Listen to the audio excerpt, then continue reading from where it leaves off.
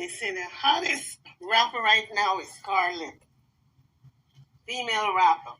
She's finally getting the recognition she deserves because she's been on the grind now for about 5-6 years.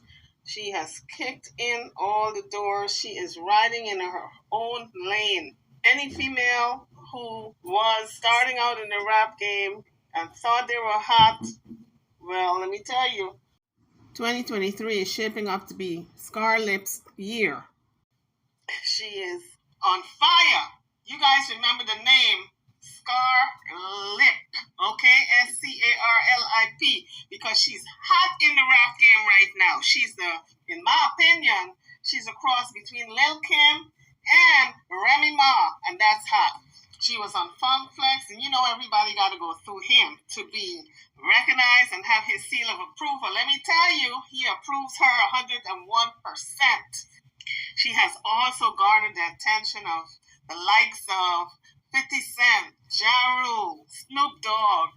She just dropped a song called New York, and the person who produced it was Swiss Beats. I mean, you couldn't get hotter than that. That's the hottest producer in the game right now. Well, at least one of the hottest. And she came out with a remix of the New York song with Snoop Dogg, where he did the LA version. And I recently saw her on stage in New York with Ja Rule doing the New York song. It is hot, folks. A lot of people are saying that is the new anthem for the summer. Everybody's going to be singing it wherever they come from. If you come from Philadelphia or down south somewhere, the Carolinas, you're going to put your own spin on it. Instead of saying New York, you're going to say North Carolina, South Carolina, Florida. You're going to improvise and put the name of your city in the song instead of saying New York. It's hot. It's hot. Let me tell you, it's a new anthem for the summer. So she's got all these seasoned rappers behind her because this girl reminds me of Remy Ma, folks. You know, Remy Ma back in the day, she was a beast and she was fresh out. Well, this girl reminds me of Remy back in the day. She's a cross between Remy, Lil Kim, and DMX. Now think about that combination. It's all the way lit. But what do we know about Scarlett? Scarlett came from humble beginnings. Like most of us, she's from the Bronx. She had a hard life growing up. But enough of me trying to tell her story. Listen to what she has to say about her own story. So Angela Yee was interviewing Scarlett, and this is part of the interview. I'm here, and Jasmine from thejasminebrand.com is here. Yes. And we have somebody who is for real way up, and that is Scarlett. Welcome to the show. Hey, y'all. You look so pretty. Thank you. So glammed up, girl. Thank you. Yeah, I feel like, no more do-rags. It's a wrap. No more of that ghetto stuff, man. We done elevated. But I think that's part of what people love about you. You know, as they followed you, like, on your come up to see where you are. Then we see you going, like, Met Gala parties and doing all of that. So congratulations. And I think the realness of, like, how excited you are when Cardi B gave you that cosign. That's a real thing. That's how, like, people for real would react. Yes. You know? Has there been follow-up? Listen. Yes. We on bare knees. we on bare knees, Cardi. Please. But like, that was enough. Mm-hmm. That little repost she did was like enough. Right. If Cardi don't ever do a song with me, that was enough. That's dope. That changed my life. You know what I'm saying? Like, right. That changed my life. That little, people don't know, like, and a lot of people were saying, like, oh, she's doing too much or she looks silly. It's just like, you don't know what that does. Like, as a young girl, like, grinding, every day grinding, and finally getting that cosign, that big cosign, mm-hmm. that changed my life, right. my career. So it's like, I was shouting for joy, you feel me? Like, mm-hmm. And I think people also see you have, some viral moments recently, but they don't know that you've been at this for years. Yeah. And so when would you say everything first started for you? Around 2018. Mm-hmm. It first started when I came out. I shared my life story, and it got the attention of Gilly the Kid, Wallow, and them, and they like helped push it. A lot of members on Love and Hip Hop, Black Ink Crew, mm-hmm. was supporting my movement, and that's where like I first started ever, and like went viral. Right. So I've been going viral since 2018. Then Glizzy Gobbler, you feel me? Like Boosie Kozani. That's so funny. Glizzy Gobbler is hilarious, by the way. And also, like, the video was cute. So where did the budget come for that? Because it looked good. It looked like y'all spent some money on... We spent some money, man. Like, you know, as an artist, you know what I'm saying? There's going to be tricks, you know? Okay. Tricks going to want to just do this, do that, do this, do that. Like, Hilarious. Hilarious. No, break this down for me. Yeah. like, what? Like, I got a team now, a solid Yeah, team. now But you got... I see the back team. then, I was just free. I was doing what I had to do. Like, niggas just want to do stuff for you. I'll be like, yo, listen, I got to do what I got to do. Yeah, but it's also a benefit, right? Because they believe in you. Because nobody's going to do that if they don't think it's going to go nowhere. Right. Yeah. You know, and you have a good sense of humor. Yeah. Where does that come from? I think I'm just funny. Mm-hmm. I don't know. I guess I'm naturally funny. Because like you said, you've been really honest about your story, and we've seen a lot of things and interviews that you've done, and also you just talking about it, you know, growing up and going to foster care. What's the foster care system experience like for you? Because I've heard some positive things and I've heard some negative things. What was your experience? My foster care experience, it was like some good, some bad. I went to 8 different foster homes. That's a I lot. was hopping from foster home to foster home because at the time I wasn't a good. I wouldn't say I was a good kid. I was a hard-headed kid, like, and I felt like these people ain't my family, and I gotta live with these people and call them mom, call them dad. Like, I was in and out of detention centers. I was fighting a lot. I was an angry child. Like, to be honest, the foster care system was horrible. Right. Yeah. It was horrible. You meet good people there. Like, my therapist was, like, nice to me, a couple of my caseworkers, but it was really, like, dark. Yeah. When I you were was going really through, lonely. when you were going through that, you know, growing up, did you always want to be an artist? Was that a dream when you were going through things as a child in the system, or? Yeah, growing up, like, I wanted to be an actor. Mm-hmm. You know what I'm saying? I was good at writing. I was always good at writing and poetry. Right. And poetry formed into music. So I was a poet first. Okay. Yeah. That's good. My background is in writing, too. I've never been that good at poetry, though. Yeah, no. But I used to write, like, little stories when I would be mad about something. Because sometimes that helps you be less angry, like, if you write things down. Yeah. You know? Mm-hmm. So, what exactly is a glizzy gobbler? Yo, so everybody think Glizzy Gobbler is some sexual shit. And bitches, like, it has nothing to do with sexual at all. Glizzy Gobbler, I could curse, right? Yeah, go ahead. Glizzy Gobbler means... Don't overdo it. We don't want to have to bleep you too much, but... Yeah. Glizzy Gobbler, like, is somebody just meat munching, dick eating. Okay. Like, you just doing too much. Like, you just... Can you say it in a sentence? Yo, that bitch, she a glizzy gobbler, man. She over there glizzy gobbling. She's a muncher. Like, she's just chewing niggas. Like, Got it. that's what I was talking about. But it can mean And guys could be glizzy gobblers, too. exactly. Right. They're the worst ones. Yeah. Truthfully. Sorry, guys. Because I can imagine what your life is like now, all the guys that you knew before this, and... They some suckers, man. These dudes, they some lover boys, man. Falling to their feet. All it is. I was walking out, I was driving out of one of my shows, and then some guy was just like this. I was like, what? So that's not nobody you would ever go on a date with? Hell no. What kind of guys do you like now? Oh, I like little men. Okay. What do you mean? I always say it. I'm serious. I Like like short- tiny men. Like short? I want to be the big woman, the Right. dominant woman, Lift him up. and I want him to be the little man. That sounds to me as if she wants to always be in control, make sure the person cannot beat her up, and she can always be in control of the situation. Because when she was younger and was being the R word, and her aunt was allowing her boyfriend to R her, she didn't have any control. So she wants to make sure that she is always in control by dating a guy who is much smaller than her. That's what that sounds like to me. Some works and collaborations. Are there people that you're like, okay, this is about to happen? Yeah. Yeah? Can I spill a tea? Please. You did your deal? You signed your deal? I'm about to sign my deal. Okay. I'm about to sign it like next week. Okay. This week and next week. I got some songs with people. I'm trying to get it with Cardi. That's really my main goal. Like, Okay, the main goal is Cardi. the main goal is Cardi. But I got some features in the tuck. Okay, are they from New York? They from New York. Is Some it- is from Memphis. Okay. Glorilla? Oh, man, I wish, no. Okay, let's see. Who could it be? Finesse? Annalise Chopper. Oh, Annalise. Okay, we like that. That's dope. Annalise Chopper. We got, who else? Who's that? Snoop Dogg. Oh, wow. You doing something with major. Snoop? Yes. That's dope. That's major. I know. That's amazing.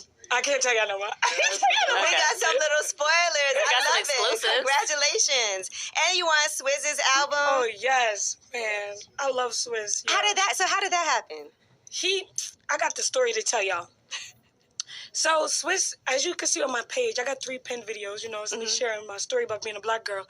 Swizz shared one of my stories. And I'm like, I'm an upcoming artist. I'm hungry. I see a legendary producer share my stuff. I'm going to slide in his DMs. You feel me? Right. So I slid in his DMs. I'm like, yo, Swizz, thank you for sharing my stuff. I know you used to produce for DMX. He's my big inspiration. Do you think we could work? Swizz texts me back like, keep up the good work. I'm like, all right, whatever. I'm going to keep up the good work. Not even 4 days later, he texts me, we need to work. Nice. So it's obvious. Swizz recognized the talent after he did his research, looked into her. I don't know if you know of her before, because she said she was out there for 5 years already. But when he did his research, he realized this was somebody who was very talented, and he needed to work with her right away, ASAP. You popped up like, okay, where, when, how? Where, when, let's do it. I'm flying on my flight. I'm going, let's go. Oh, my gosh. Let's go.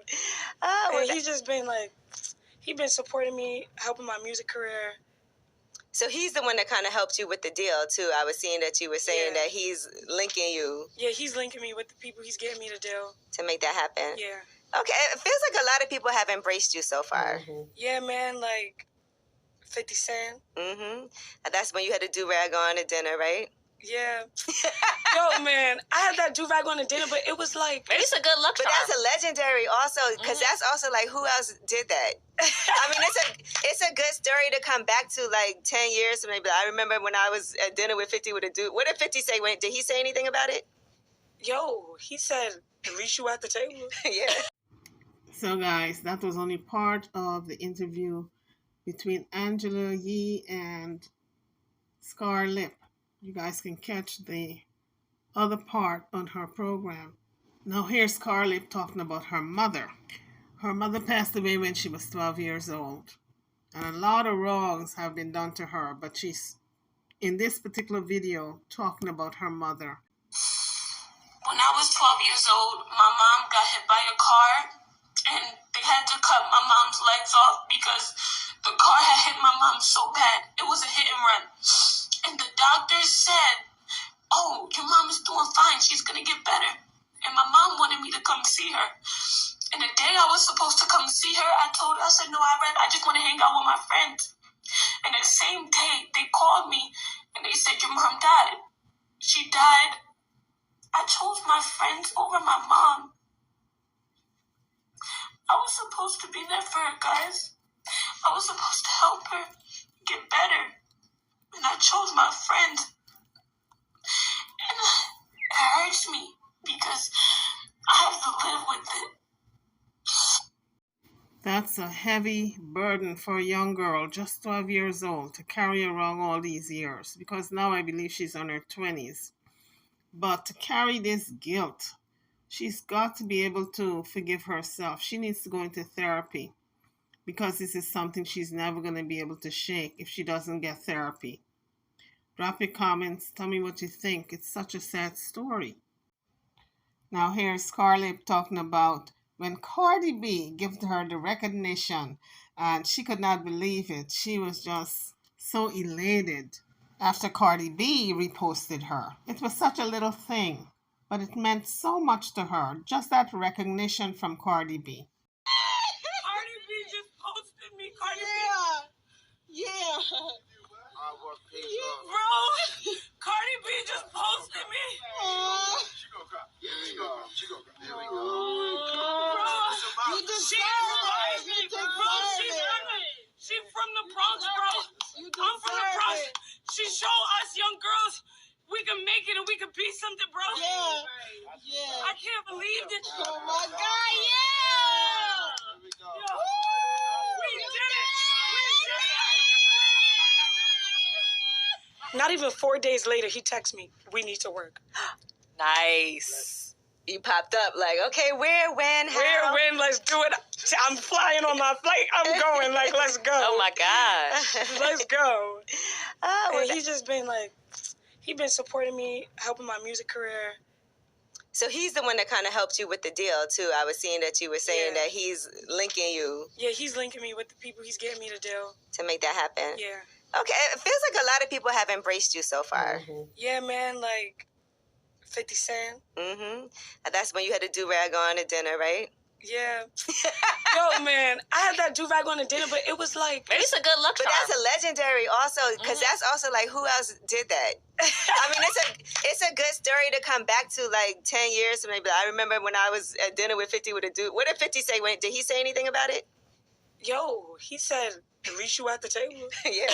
Like, I was saying that, I was like, I can't believe I'm at the table with a do-rag on right now with you. He said, "At least you at the table." Right. He don't care. He didn't really He didn't care. I Yeah. can see him He didn't also really thinking that's dope. Yeah, he was like really like giving me advice. Right. Like he was like schooling me, like, because like the day when we had to sit down with 50, I wasn't even prepared for it. It just came to me, and I was like, damn, it's either I'm gonna not go because my hair not did, Right. or I'm gonna go and be like, fuck it, I'll win, I don't care. Yeah, as you should. Yeah. And like he was just giving me, in the picture you see, I was sitting like side, but I sat in front of him and we had a whole conversation for an hour. Right. He was just talking, Mhm. and I was just like this. I was like, what the fuck? And 50 got stories. I'm He got sure. stories, yeah. And I was just like, I was more so like starstruck. Yeah. I'm really sitting in front of 50 Cent. Did he ask you to be on any of the shows yet? Or I was like this. I was like, because he kept saying like he liked my music and stuff. I was like, so let's do a remix. No, but for real, that's how you get it. Honestly, Yeah. I think sometimes too, and tell me if this has ever been true for you, but for women artists, sometimes it's harder for us to put ourselves out there and ask for things. I feel like guys ask for whatever. Yo, listen, let me tell you something. I asked for everything. I wasn't invited to the Barclays Center. You know, I performed there. I slid in French Montana's DMs, Sheesh. and I was like, hey, And Prince used to do all that stuff too, though, back in Yeah. the day when he was first. Yes. So you got in his DMs and what happened? I slid in his DMs. I said, hey, French. He said, what's up, Scar? Surprisingly, he texted me back. I'd be like, yo, this shit crazy. These people be responding. And he's like, what's up, Scar? And I was like, you performing here? And I sent him the flyer. I knew he was performing there. And he was flyer. he was like, yeah. I was like, can you bring me out? And he was like, hell yeah. Wow. That's how I got on there. That's really nice. Yo, Yes. God loves you, yo. But you know what, though? For real, though, you are super talented. Thank you. Just even the way you flow is hard. It's like very skilled. How did you even get your style? Like, what made you even say, let me start rapping? Yeah, man. Like, remember I used to do poetry, and I was like really inspired by DMX. DMX is my #1 favorite artist. Like, I feel like I relate to him in many ways. And I just started like, I always would write. And then one day I just said, let me make my first freestyle. And it wasn't my story. My story is how I got viral. But I made a first freestyle in 2016, and I posted on Instagram. And I was still in the system at the time. And it did good. People was messing with it. And that's when I knew. 1,000 views back in 2016 is like a lot of views. Yeah. You feel me? So that was considered viral. So I was Right. like, I'm going to do this shit. I'm going to keep doing it. And I just kept going. That was like 7-8 years ago. Wow. And, you know, I've been rapping. I never released songs, though. It was always freestyle videos. Right. It was never like actual music. Yeah. So What was it like the first time going in and recording for you? Like recording an actual song? And what was the first song you recorded? my first song I ever recorded was Therapy. Okay. That was my first story, and it talked about me, like, my story. Mhm. Yeah. So How is it for you? Because you are so transparent, like telling your story over and over again. Because I know some people might be just hearing it for the first time as they're watching different interviews or learning more about you, and they may not know all of that. And then they go to your page and they see the pinned, the pinned stories that you have up there. But is it hard for you to have to keep on telling this story over and over, or does it help you? I think it's both. Sometimes it'd be hard because it's like I always relive it. But at the same time, like, I think it's helpful because I think it inspires somebody else, my story. And I like to talk about my story because it helps me, like, I'm talking to Angela Yee about my story. I remember I was just in foster care stressing about my story. Right. So it's like, I'm doing something, you feel me? Did you make friends while you were in foster care? Like some I people was that... beating them bitches up.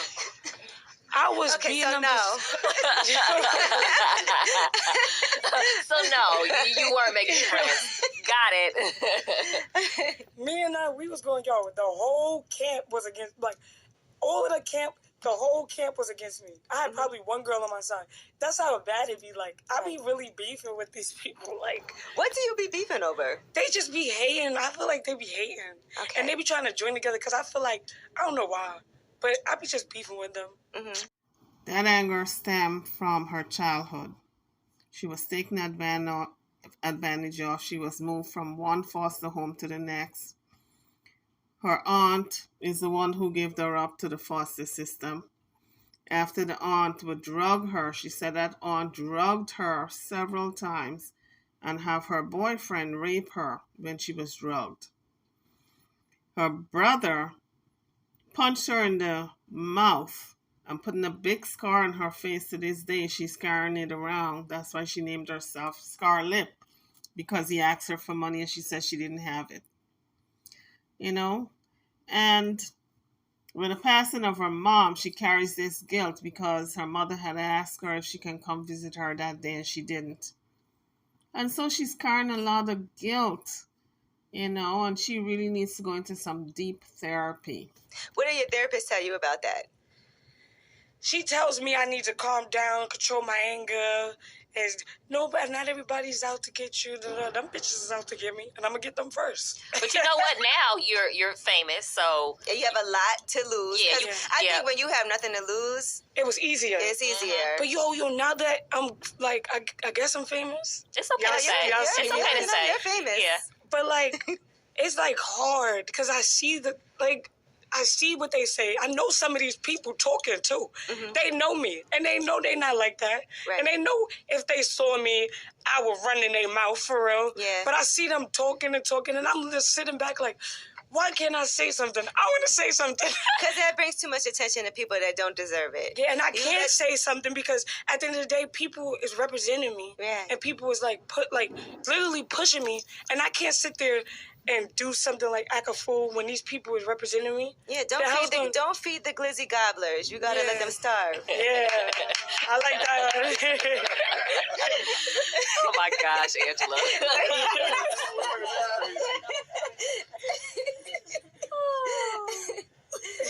But what about now, and I see that you told your story, what about family members? Because you've been really open and honest about that. I heard about your aunt, right? And what happened when you were living with her. Have they tried to say anything or come out or even reach out to you to say? So my aunt, she hasn't reached out to me, but I feel like she will send people to reach out to me in the family. Like, my uncle called me. I was doing a performance at the Gumbo, 720 Gumbo, I think it's called. I was doing a performance, and in the middle of it, before I got in it, my uncle called me. Mm-hmm. He's one of my uncles that used to rap back in the day. He called me and was like, oh, did your family, did they really abuse you? Did they really do that to you? Did they really hurt you? And I'm like, why are you calling me asking me that? And then he was just like, oh, because your music is blowing up now. And your music is blowing up and I want to make sure we good. And I was like, why are you calling me now? Right. You wasn't there for me when I was a little girl. You wasn't there for me when I was going through all of this. But now you want to call me? And then he was like, oh, don't forget, I'm the one that taught you how to rap. If it wasn't for me, you wouldn't know how to rap.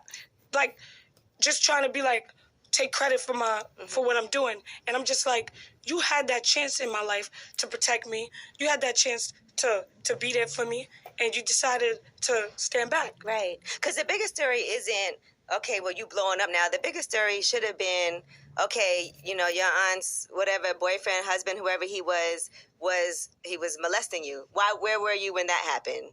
And it should be more what can we do to help, even try to help you as far as moving past that? And then there's my cousin reaching out oh, that wasn't us. We didn't have nothing to do with it. This was 3-4 days ago. Everybody nervous. I'm sorry. Yeah, everybody nervous. Everybody, I'm sorry. I wish we could have been there for you. I wish we would have took you in.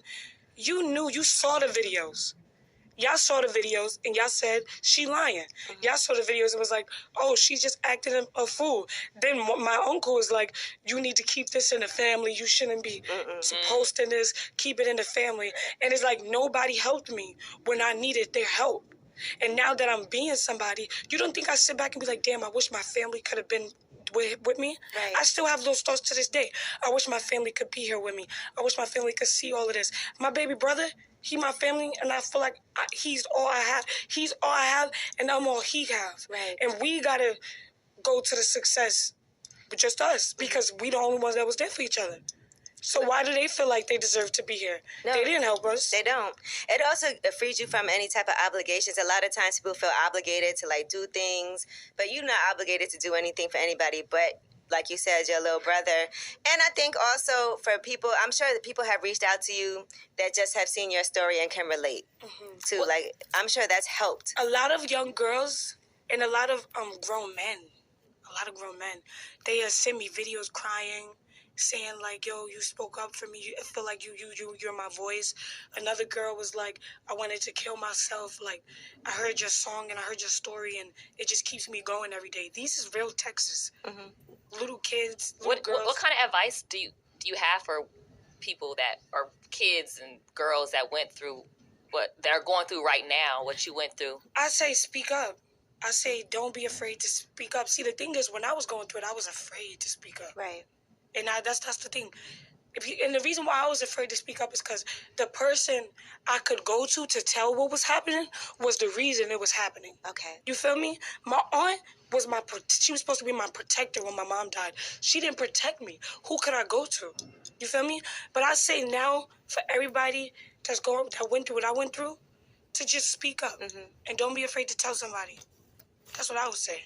Your mom died when you were 12, right? Yes. So how was your relationship with your mom before? My mom, she funny. She a funny woman. It was a good relationship. My mom was my protector. We didn't even have a father. Like, she was just the only person, and she took care of me, bro. She was like a superhero to me. She was my everything. That's why when I lost my mom, it's like really was a toll on me. It's like I lost everything, bro. Yeah. Like, we didn't have nobody. My mom was all I ever had in my life. How do you think she would feel now being able to see the success that you've been having? Because I'm sure part of that is, like, do you ever feel like she speaks to you in any way? Sometimes people feel that, like their presence. I feel like she protected me. I feel like she protected me. Like, I always say, like, I wish my mom was here, like, to see this. We struggled growing up. Like, we was in the projects. Feel me? But I used to always, one day I remember I promised my mom, like, we was looking at a magazine, right? And I said, Mom, my mom liked a specific house. And I said, I'm going to get you that house one day. I know I'm able to get her that house. Like, now, I know I'm going to still get the house. It was a glass house. Yeah. I said, I'm going to get this house for you. I'm going to still get the house. Her story is so sad. I'm wishing all the best for this young woman. She has got a lot of pain bottled up. I doubt if she got any type of therapy. So that would be the first thing I would tell her to do with her money, is to get therapy, because the dough is rolling in now. The money is rolling in. She needs deep therapy. Then get the house that she promised her mother she was going to get. I guess she's going to remember her mother that way. And then she can get some cosmetic surgery for her lip, because she don't have to walk with that scar all her life. She don't have to. And that scar she got from her brother when she was, I believe it was 12 or 13. And he asked her for money and she said she didn't have it, and he punched her in the mouth, and she said he knocked her out. And when she came through, there was blood everywhere. This happened somewhere outside on the street somewhere. But as you guys can see, she's really a girly girl. She likes to play dress up and look pretty, and she got a soft voice. But her rapping style is very hardcore. And that comes from the hard life she had to go through as a kid. But I'm glad she's getting the recognition she needs in music, and she can enjoy some type of fame, enjoy some money, live the good life, because she's had it so hard all her life. And I do hope she's got a good team around her to make sure she's not taken advantage of in the music business. YouTubers, drop your comments. Let me know what you think about this video. I'll see you guys on the next one. Thank you for watching.